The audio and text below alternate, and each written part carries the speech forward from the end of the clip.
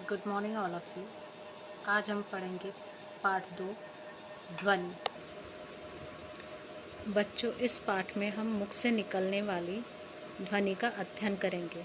मुख से निकलने वाली आवाज़ ही ध्वनि कहलाती है। जैसे हवा चलने पर सरसराहट की आवाज़ आती है, या चिड़ियों के चहचहाने पर चहचहाहट की आवाज़, पक्षियों के बोलने की आवाज़, या बादलों के गरजने की आवाज़। इस प्रकार की आवाज़ें, परंतु इन आवाज़ों का कोई भी अर्थ नहीं होता है।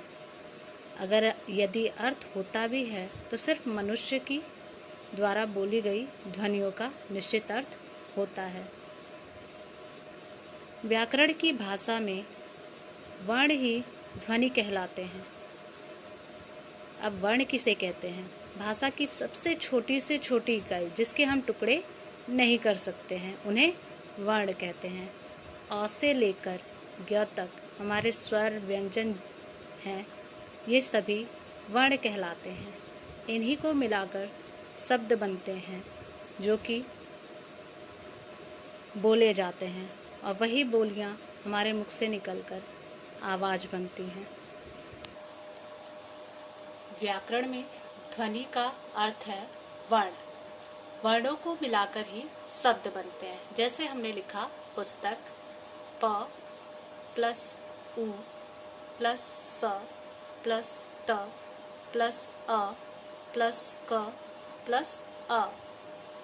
अभी आपको यहाँ चिन्ह दिख रहे होंगे। इन चिन्हों को हम हलंत कहते हैं। इन हलंत का प्रयोग तब किया जाता है जब व्यंजन स्वर से अलग हो। कोई भी व्यंजन स्वर के बिना अधूरा रहता है। किसी भी व्यंजन को पूर्ण करने के लिए हमें स्वर की सहायता लेनी होती है। हमने यहाँ प से अलग करके उ को रखा है, इसलिए हमने यहाँ हलंत लगाया है। इन सभी को मिलाने के बाद हमें एक शब्द मिलता है पुस्तक। यानी ये सारी ध्वनियाँ मिलने के बाद एक शब्द बनाती हैं पुस्तक। कुल मिला के हम कह सकते हैं कि हमारे मुख से जो भी आवाज़ निकलती है उन्हें हम ध्वनि कहते हैं।